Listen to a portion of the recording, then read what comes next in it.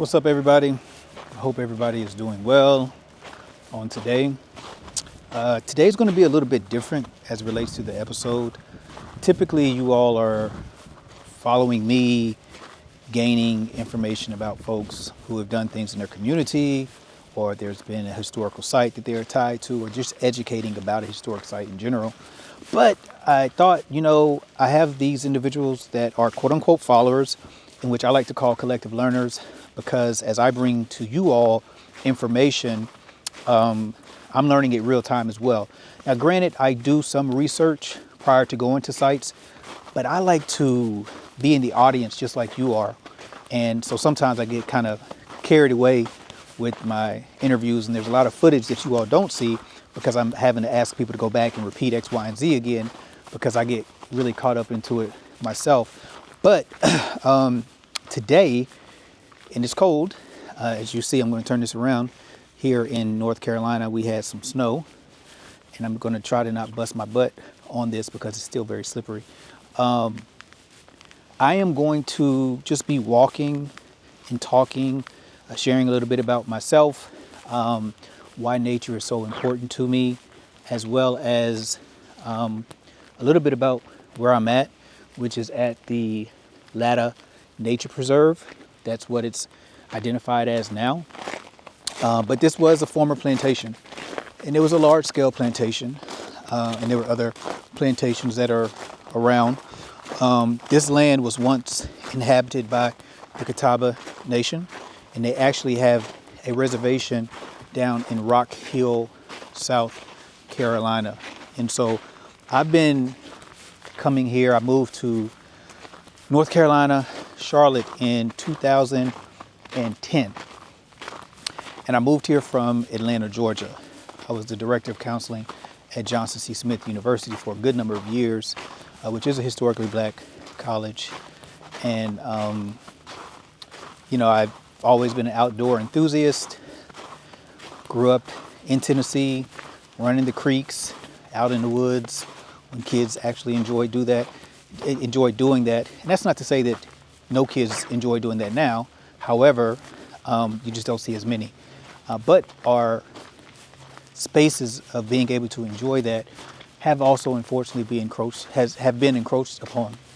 And so we're fighting that as a people, as humans, having the right and the ability to go out and enjoy nature the way in which God intended.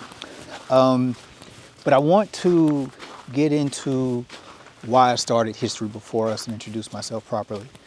I'm going to turn this around.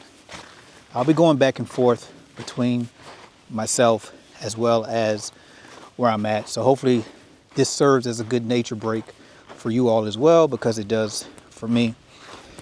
But 46 years old. I have been on this beautiful earth for 46 years.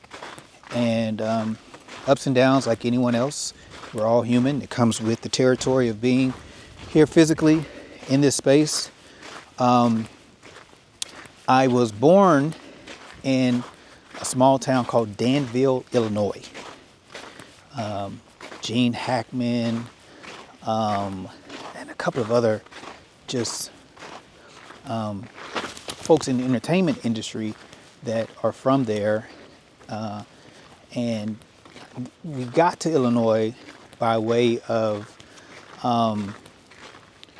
the Great Migration, where black folks were leaving out the South.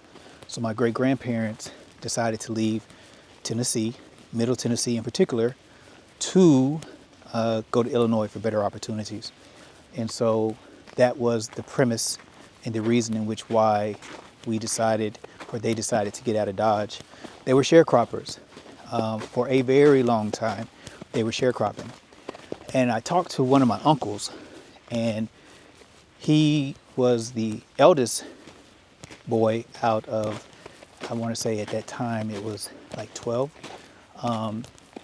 that said he remembered seeing his father getting $100 at the end of the year due to sharecropping. And he said that he knew for a fact that this wasn't for him. And my great-grandfather, they just got tired of sharecropping. And so they said, we're getting out of Dodge. We're going to head up north, like so many families did.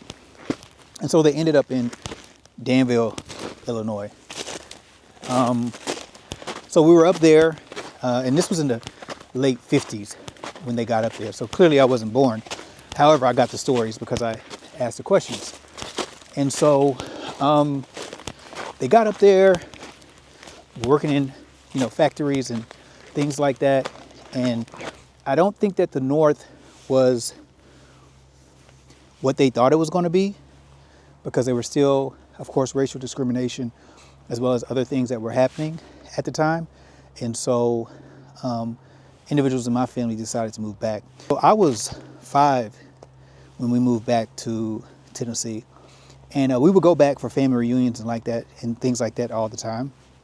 Funerals and stuff to identify and pay our respect to those who had passed. So, being in Tennessee or going back to Tennessee wasn't abnormal for me. From there, I want to talk about my middle school experience. I attended a school called Greenwood Middle. Great school. And our principal, who I didn't know at the time, was actually a cousin of mine, Mr. Roberts. And he would have a lot of HBCU stuff, like in the offices and things like that. So you'll see Tennessee State, one of the HBCUs I graduated from, and some other places as well. And that just kind of always stuck in my head. You would see the pennants hanging on the walls. And so I knew these places had to be special. And later on, I came to find out that, and I was always knowledgeable of Wilma Rudolph because she was from Clarksville, Tennessee as well, where I was raised and where my family had been since the early 1800s via the institution of enslavement. Wilma Rudolph, who was a Tiger Belle, was my cousin, or is my cousin rather. And so as I'm finding all these different things out, it's just sparking this love for history. Now, I was also reared in a community that included aunts, uncles, great aunts, great uncles, and just a lot of elders. And, it's kind of like your,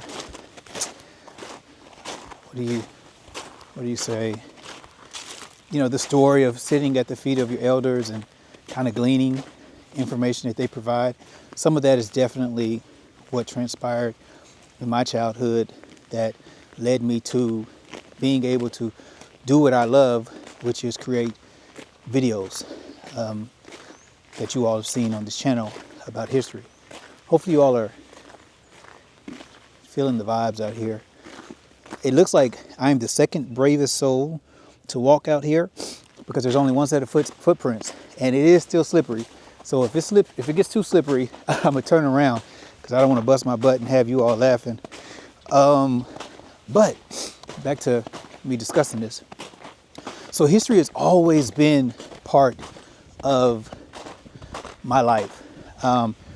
There's 2 communities that my family were part of founding, and one is the Chestnut Grove community in Dixon County, Tennessee, and the other is Cabin Row, that community, which is in Montgomery County, Tennessee. And these are rural areas in Tennessee. And these ancestors most of them were enslaved in the state of Alabama, brought to Tennessee, and Warren County, North Carolina, brought to Tennessee as well via their enslaver. And so once emancipation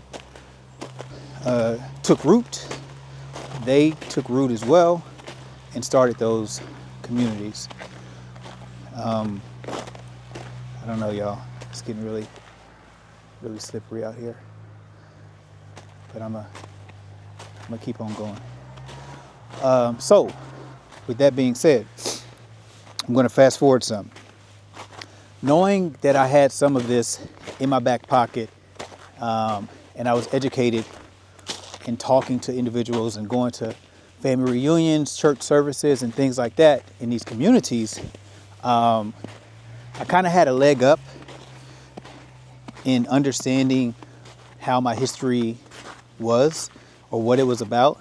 I also had a memoir via my great grandmother, Mabel Scott Lau, and then also my great great grandmother, Pereira Flower Tally Lau, who left an account about their lived experience or their ancestors' lived experience, which allowed me to kind of go through the whole process of knowing and understanding more about my family history, right? And so that was great in starting the process of genealogy, et cetera, et cetera. So, you know, as we grow in life and we matriculate through school, K through 12 experiences and things like that, then we have the opportunity to learn about our own history and about things that make us work or what have you. Good morning. Hey, how you doing? And so that's always very important, right? It's starting to thaw out over here, y'all. It's right in the straight aim of the sun, so that's good. Hopefully the rest of the trail provides the same type of safety, because I'm telling you, it was slippery back there.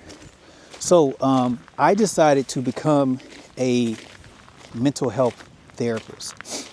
I graduated from Tennessee State University, moved to Atlanta, and got my master's there. Became licensed in the state of North Carolina, and been functioning as a mental health therapist for the past 20 years. But in 2015, I hit a stint of burnout, and burnout's not good. We all probably actually experienced it at some point in time, and we may just not know we don't know what the name of it is, and we don't name it. And but me being a therapist, I was definitely able to say, hey, this is definitely what this is, right? And so, yeah, I don't think I can go down that way, y'all. Look at this. It is sheer ice right there. Hold on. That will send me sliding. So I'm going to turn my tail around and go back this way. But I'm going to show you all the new, where I kind of go and sit down and think whenever I'm needing to get some creative juices flowing. So back to where I was at, therapist, burnout. And so, yeah, I hit a stint of burnout. I was seeing students on the campus. I was doing a lot of work in the community, and I had, still do, have a private practice, which just means I just work for myself. Some months are good, some months aren't, but that's a whole nother story. Hold on. Make sure I'm good to go here.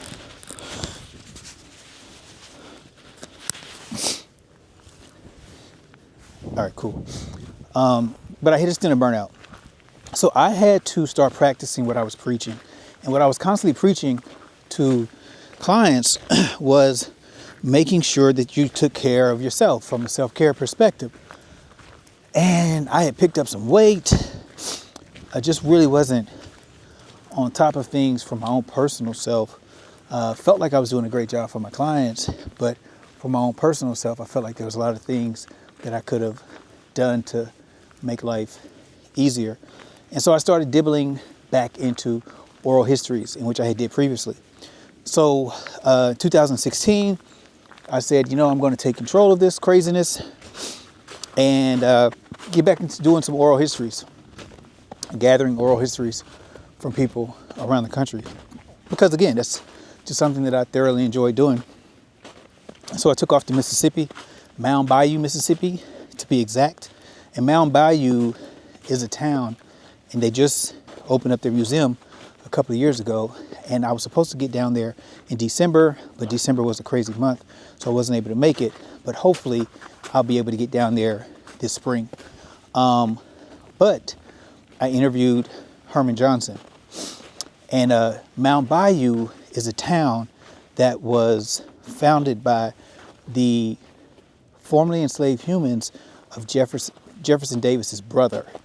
I forgot his name, but they had a plantation down there. And so these folks came to that town and they created their own. Let me turn this around so you all can get some more nature. And so that was amazing. And then I went to a whole bunch of other places throughout the South, Virginia, Tennessee, Alabama, interviewing individuals about their specified experiences during Jim Crow. And I didn't want any huge names. I wanted people that were kind of local heroes because I feel like we have them in all of our communities. We just need to amplify those voices, seek them out, because everyone's not going to be a Martin Luther King, a Malcolm X, Sojourner Truth, Shirley Chisholm, all these other great people that we know. These are people that are everyday people that have made significant changes in their community, or hell-bent on the preservation in their community, of their community, and the stories and the locations, or what have you. And so, so I did that, had all these oral histories, and they were on audio. And I'm like, man, you know what, this is great, but we are a very visual society. And so what is it that I need to do to make sure that it is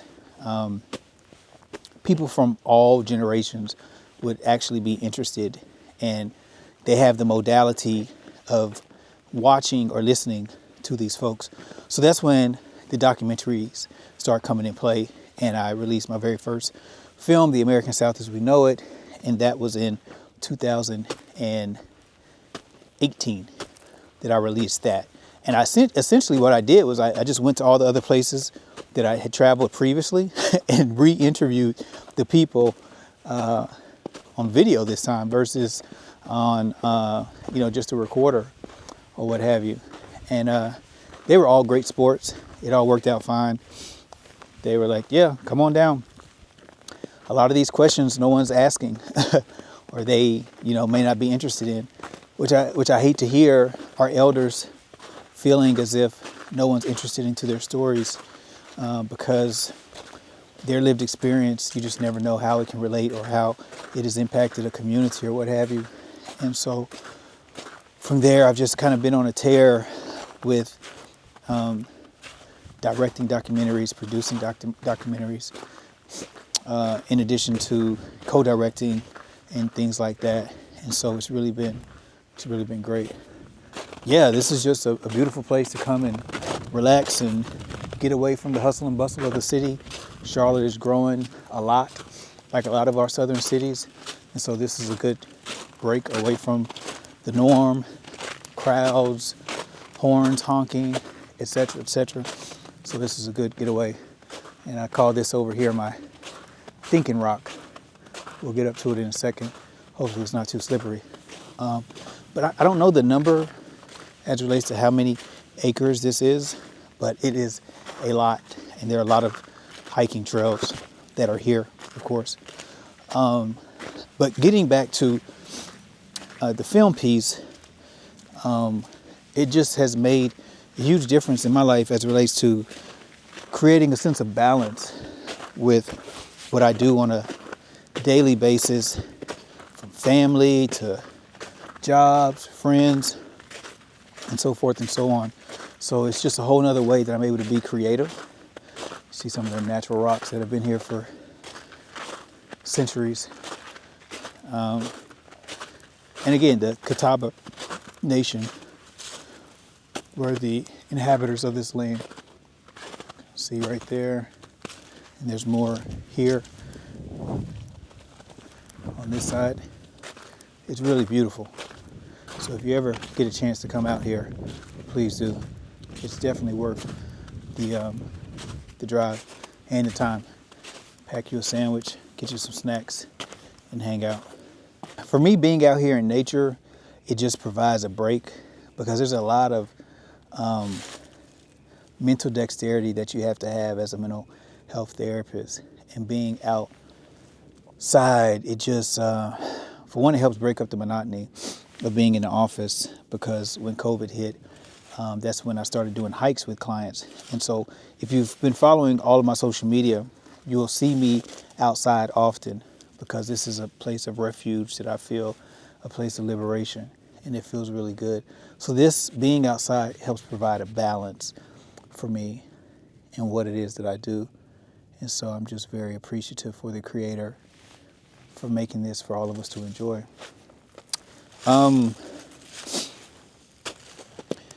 So history and my love for it as I'm sliding.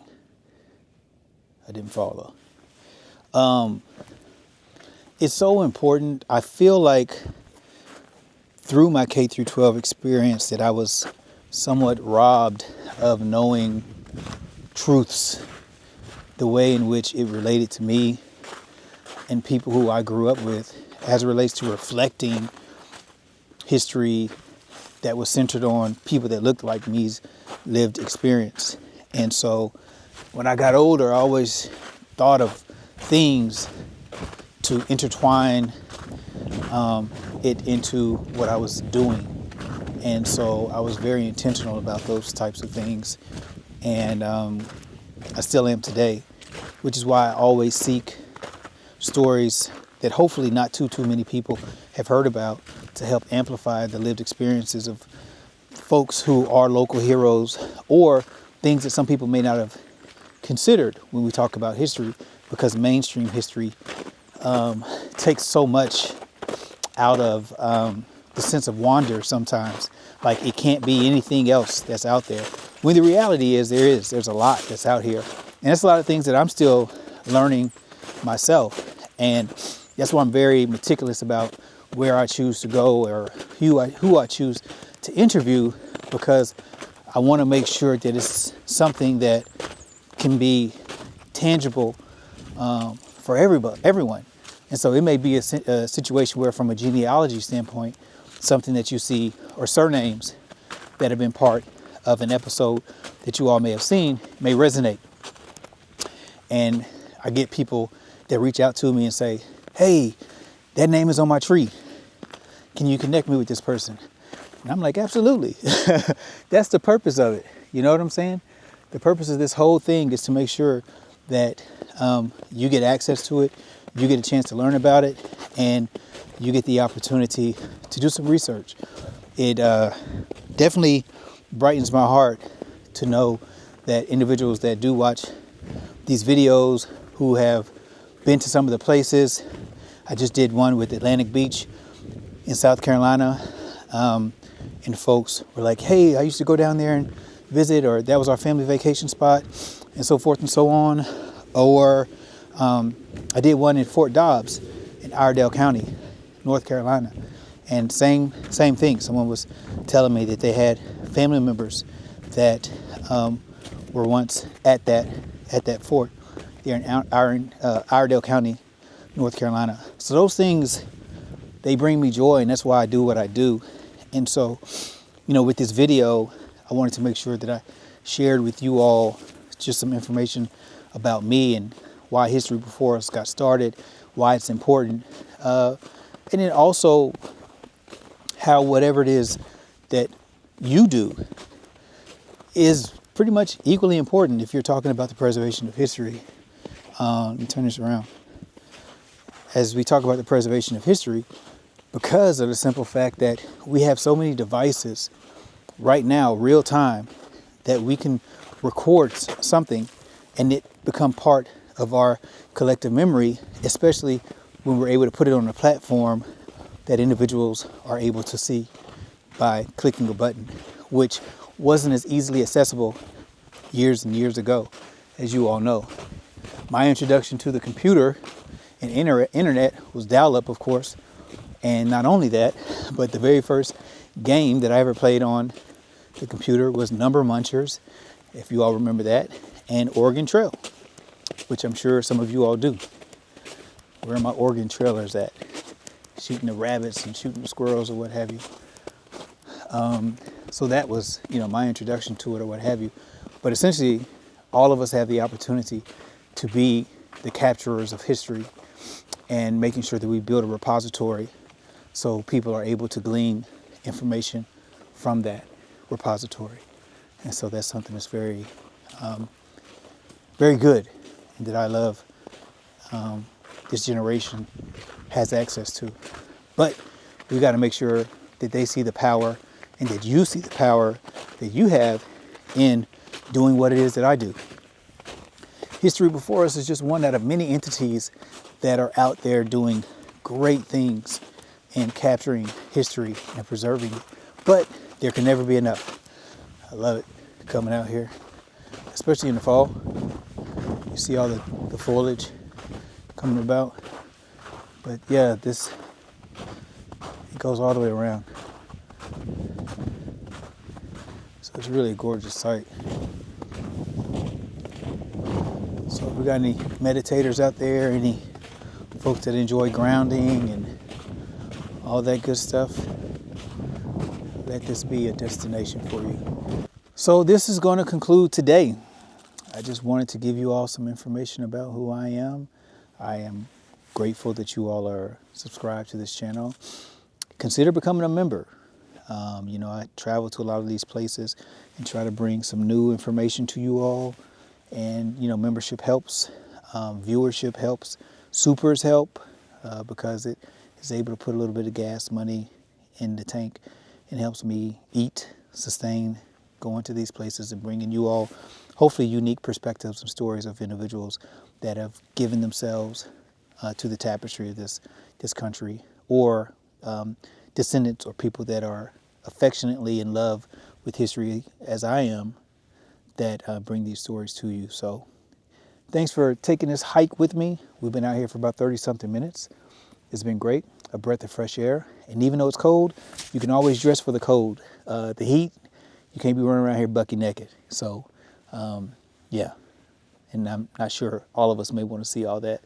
But listen, if you like this show, this episode, if you like this channel, please make sure to subscribe and share. It warms my heart knowing that I'm leaving some type of legacy in this world for individuals, even when I'm gone, to be able to glean education from and to share with others. So I appreciate you. Stay safe out there. Don't forget to subscribe and share. Peace and blessings.